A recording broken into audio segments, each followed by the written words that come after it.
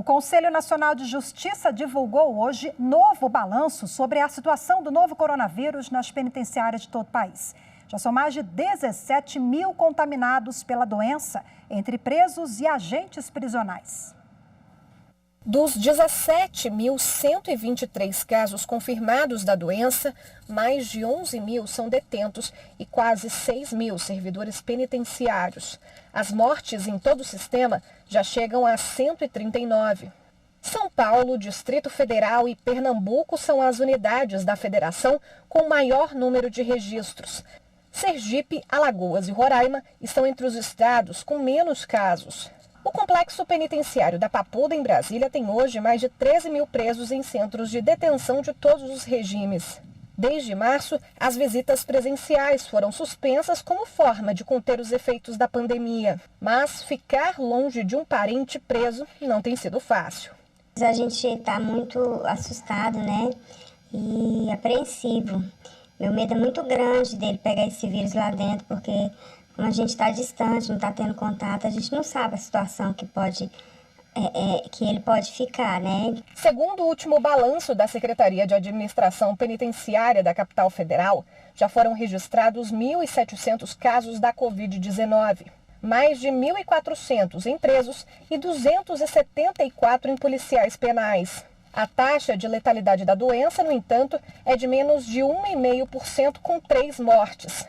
O DF é responsável por 25% das testagens feitas pelo sistema penitenciário de todo o país. 9.802 testes foram realizados em quase 4 meses. A testagem é apontada como uma das ações importantes para reduzir o número de mortes. Destaco aqui pelo menos 3 medidas de enfrentamento adotadas que repercutiram de maneira muito positiva nesse controle da pandemia. A testagem em massa, esse rastreamento de contato e o isolamento e a quarentena em uma unidade apartada das demais unidades prisionais do Distrito Federal. Bom, e para repercutir o assunto, eu converso agora com o juiz auxiliar da presidência do Conselho Nacional de Justiça, Antônio Tavares, que atua também no Departamento de Monitoramento e Fiscalização do Sistema Carcerário e do Sistema de Execução de Medidas Socioeducativas. Doutor Antônio, seja bem-vindo mais uma vez. Boa tarde. Muito obrigado. Boa tarde. De que forma esse levantamento do CNJ ele pode contribuir para a gente tentar controlar essa situação aí desenfreada nos presídios? O número é assustador, né? 17 mil contaminados.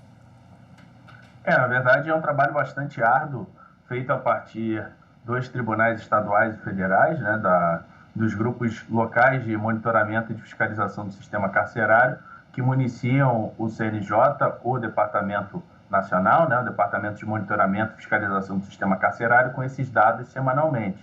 A importância realmente é ver como o enfrentamento está sendo realizado nas 27 unidades da federação e, a partir daí, ter essa relação mesmo de retroalimentação de dados, das ações e um contato contínuo, bastante perene, que está sendo feito com os estados. Recentemente, houve uma série de seminários com os tribunais estaduais e federais, justamente com essa troca de informações, eles nos dando um panorama mais analítico acerca do enfrentamento da pandemia, e receberam, a partir do CNJ e do projeto Justiça Presente, com os nossos parceiros PNUD e DEPEN, receberam também esses estudos iniciais acerca do enfrentamento. Nós temos uma disparidade aí em relação aos números, né? São Paulo e Distrito Federal concentram o maior número de contaminações. A que o senhor atribui essa realidade?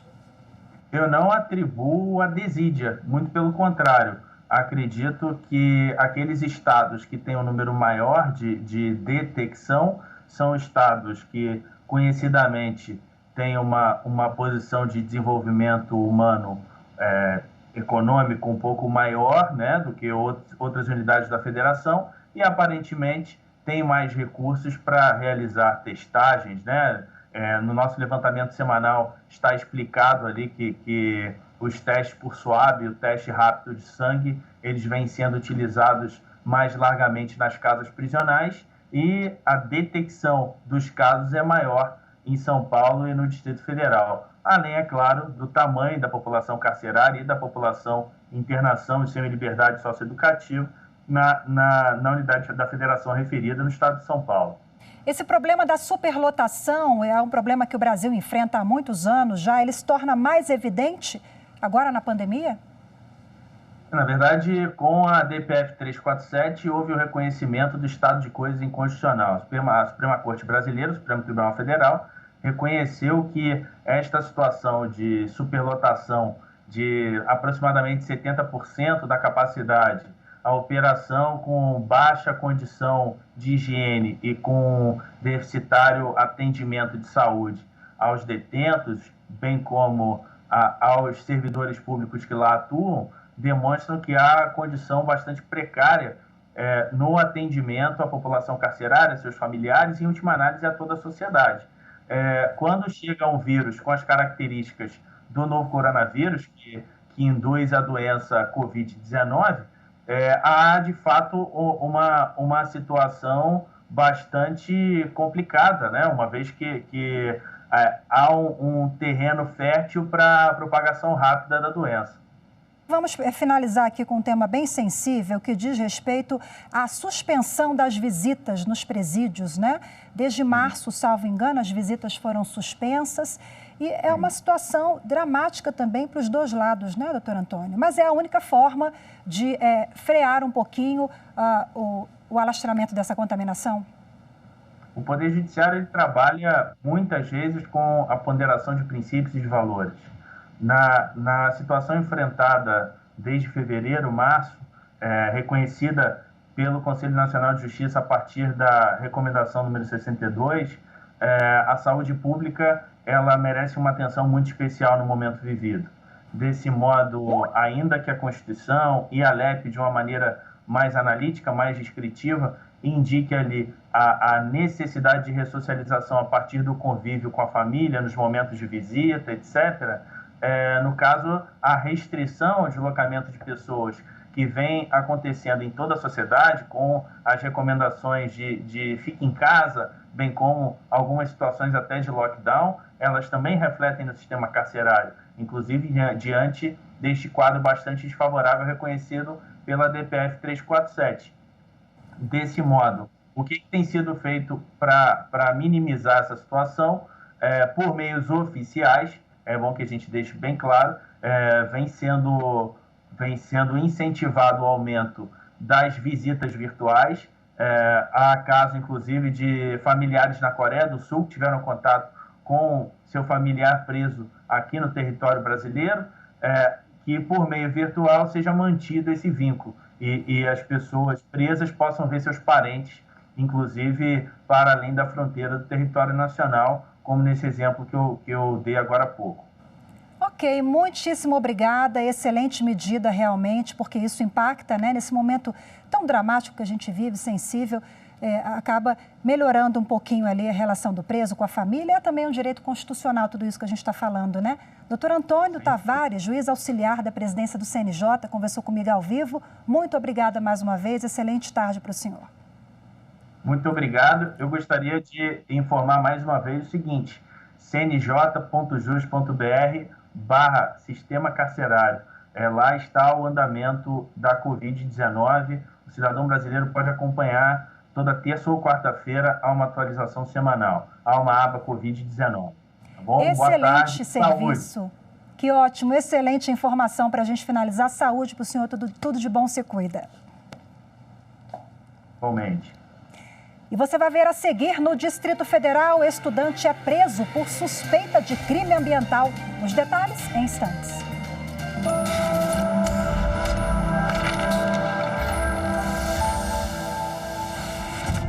Falar da Constituição Federal é sempre uma grande honra a qualquer cidadão. O Constituinte originário teve a sabedoria de consignar no texto originário como um princípio fundamental, como bússola da República Federativa do Brasil, a caminhada da construção de uma sociedade livre, justa e solidária, promovendo o bem para todos, sem distinção de qualquer natureza.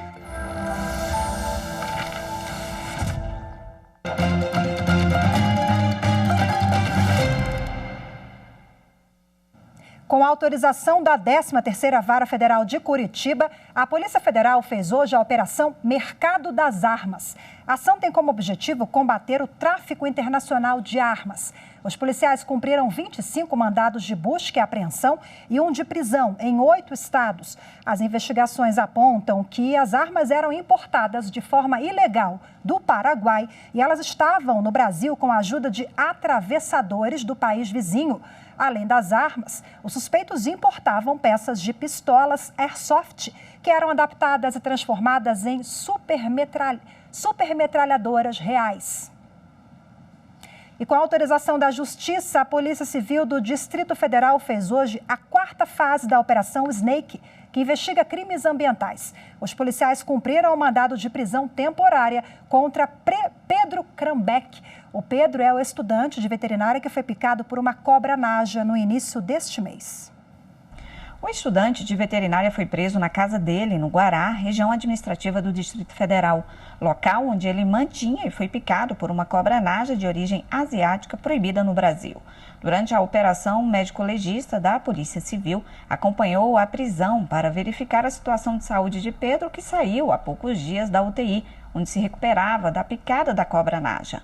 Segundo a Polícia Civil, Pedro também estaria destruindo provas para dificultar a investigação de crimes ambientais. Ele deve ficar inicialmente por 5 dias na prisão.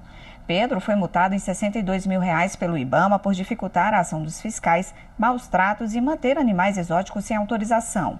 Em outras fases da Operação Snake, uma servidora do IBAMA foi afastada por facilitar a liberação de licenças ambientais e um amigo de Pedro, também estudante de veterinária, foi preso.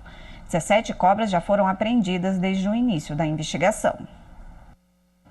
E hoje à tarde deve prestar depoimento à polícia o amigo do Pedro, o estudante universitário Gabriel Ribeiro, de 24 anos. Ele estava preso preventivamente desde o dia 22 deste mês, por tentar atrapalhar as investigações sobre o tráfico de animais.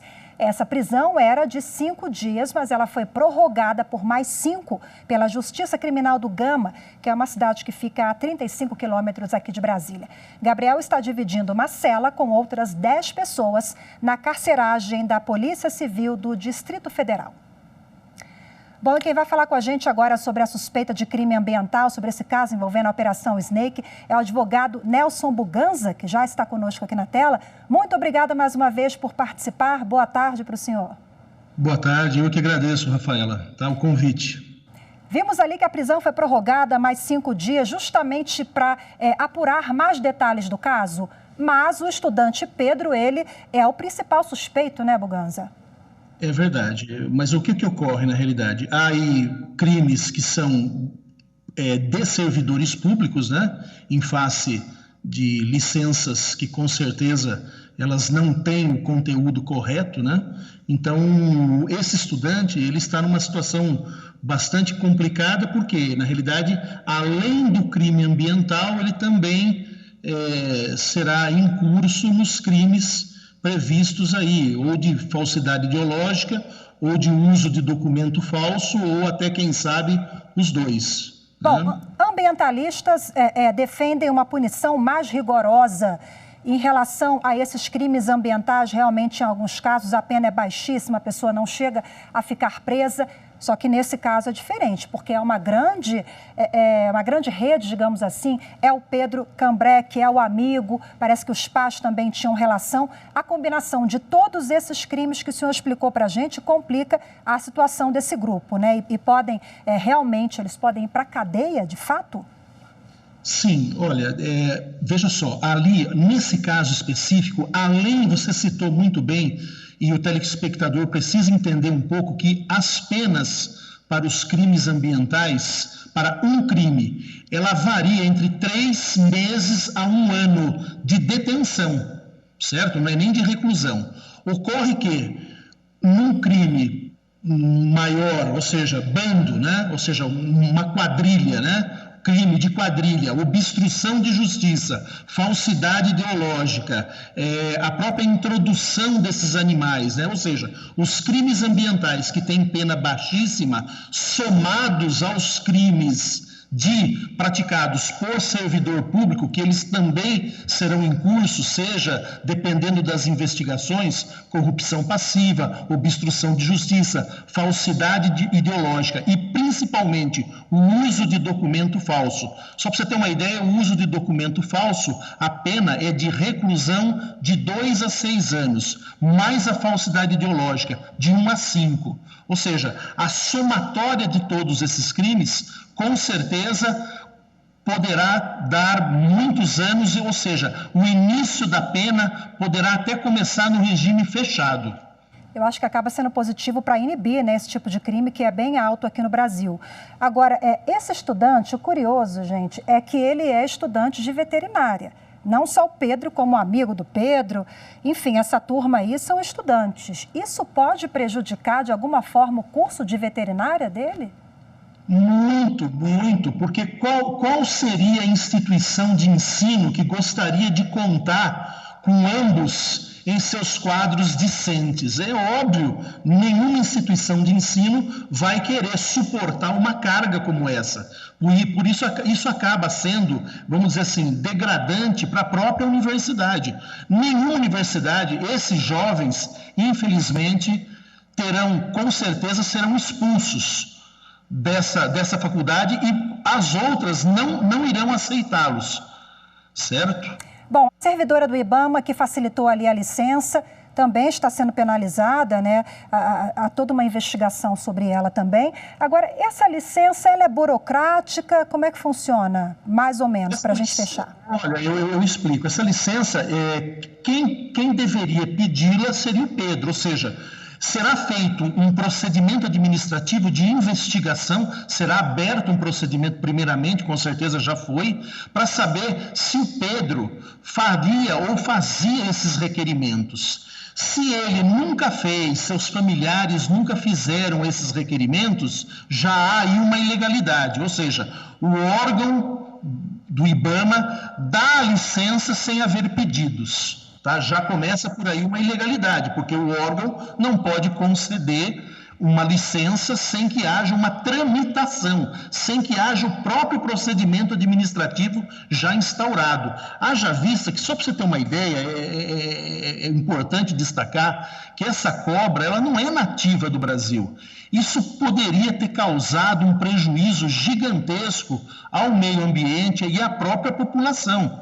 Então, o juiz, na hora de sopesar isso aí, com certeza ele vai ver que o crime ele é grave. As penas podem ser baixas, de 3 meses a 1 ano, mas a somatória desses crimes, mais essas questões atinentes ao servidor público, com certeza a pena será alta. E certamente teremos desdobramentos ainda nesse caso, né? E voltamos a conversar em outra oportunidade. Doutor Buganza. Muitos, viu, Rafaela? Posso garantir que esse caso aí está apenas em seu início, viu? Muito obrigada mais uma vez pela participação conosco, doutor Buganza, que é especialista nessa matéria de direito ambiental. Boa tarde para o senhor. Eu que agradeço, viu? Até logo a você e um bom trabalho. Obrigada. E você vai ver a seguir, em Congresso da OAB, ministro Alexandre de Moraes, do STF, destaca o julgamento de ações aqui na Corte que envolvem a pandemia da Covid-19. Até já.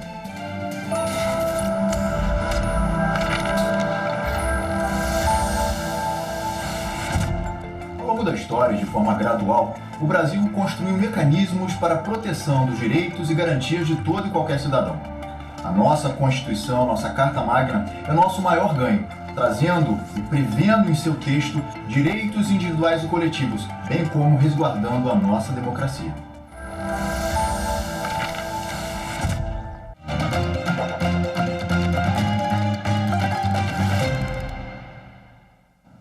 O Conselho Nacional de Justiça proibiu o juiz Douglas de Melo Martins, da Vara de Interesses Difusos e Coletivos de São Luís, no Maranhão, de participar de debates que possuam conotação político-partidária.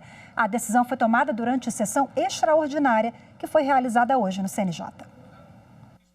No julgamento, a maioria dos conselheiros votou pela manutenção da proibição do juiz de participar de debates políticos partidários enquanto exerce a magistratura. O ministro Dias Toffoli, presidente do Conselho Nacional de Justiça, explicou que a lei estabelece limites mais rígidos para a liberdade de expressão dos magistrados. O juiz definitivamente não têm a mesma liberdade de expressão que os demais cidadãos, os quais não estão sujeitos ao regime jurídico da magistratura, que visa exatamente preservar a independência e a imparcialidade. Nessa seara, há limites constitucional, legal e eticamente intransponível ao juízo. Ele acompanhou a decisão do Corregedor Nacional de Justiça, ministro Humberto Martins, em uma reclamação disciplinar feita pelo senador Roberto Rocha, do PSDB. O senador questionou no CNJ a participação do juiz Douglas de Melo Martins, da Vara de Interesses Difusos e Coletivos do Maranhão, em diversos debates virtuais com políticos do Estado.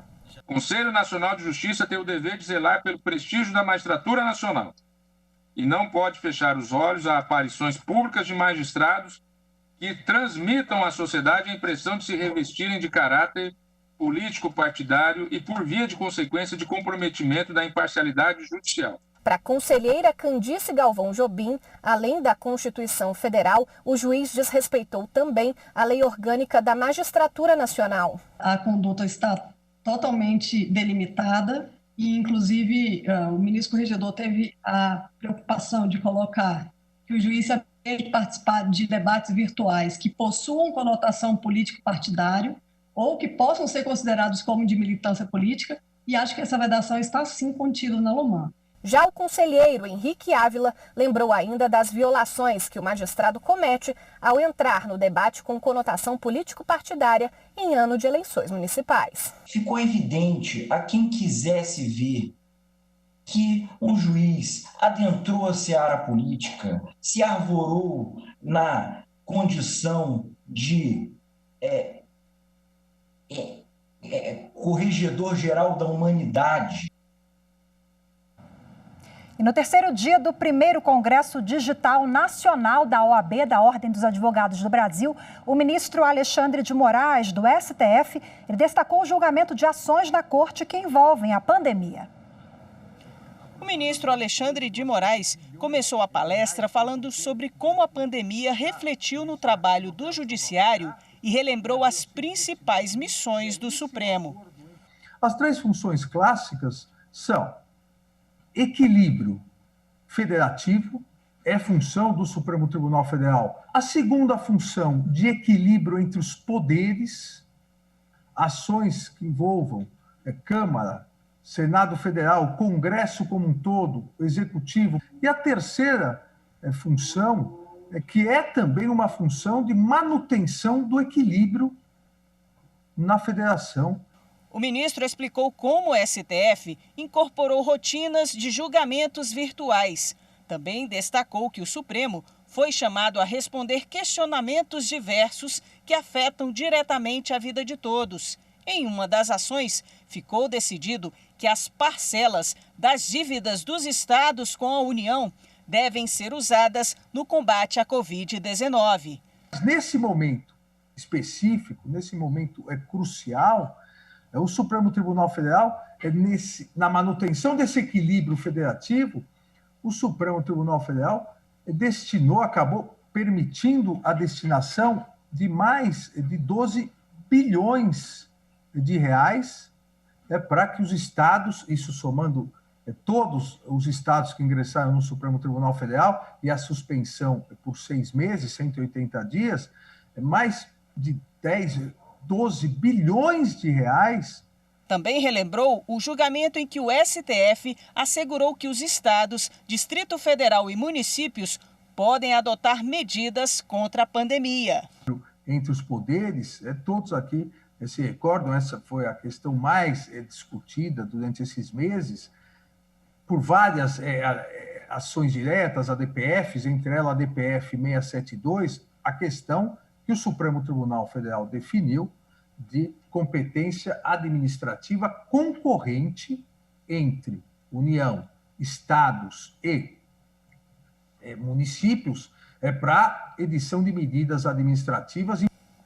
O ministro também destacou o julgamento em que ele afastou restrições à lei de acesso à informação. O Poder Judiciário atuou de forma firme, de forma segura, de forma rápida. A prestação jurisdicional, em momento algum, teve interrupção. No caso do Supremo Tribunal Federal, houve até o cuidado de se alterar o regimento interno, tanto para possibilitar sessões por teleconferências, como para se ampliar sessões virtuais. E o Jornal da Justiça, primeira edição de hoje, fica por aqui. Você confere outras notícias do Poder Judiciário ao longo da nossa programação. Uma ótima tarde para você, temos um encontro amanhã. Boa tarde, até lá.